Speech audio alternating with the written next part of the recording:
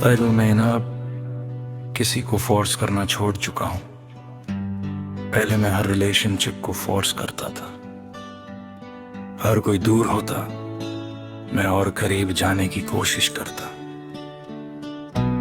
अगर कोई इग्नोर करता, मैं और ज्यादा मैसेज करता। अगर कोई इंटरेस्टेड नहीं होता, मैं फिर भी ट्राई करता रहता।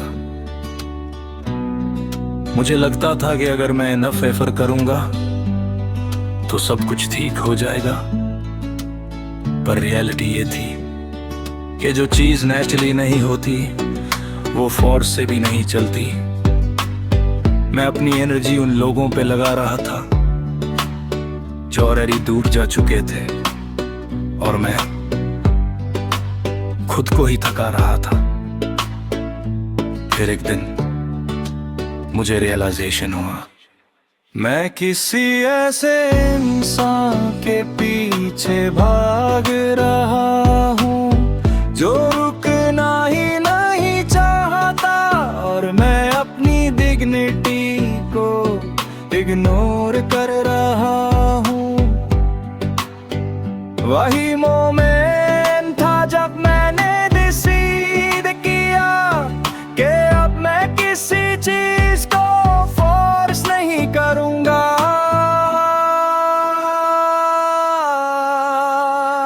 न रिलेशनशिप,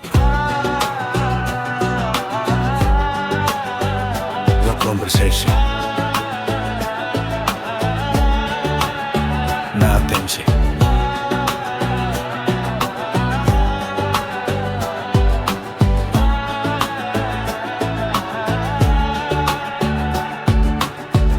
अगर किसी को रहना होगा तो वो खुद रुकेगा, और अगर किसी को जाना होगा तो मैं उससे रोकूंगा नहीं। शुरू में अजीब लगता था जैसे मैं कुछ खो रहा हूँ, पर धीरे धीरे मुझे समझ आया कि मैं लॉस नहीं कर रहा था,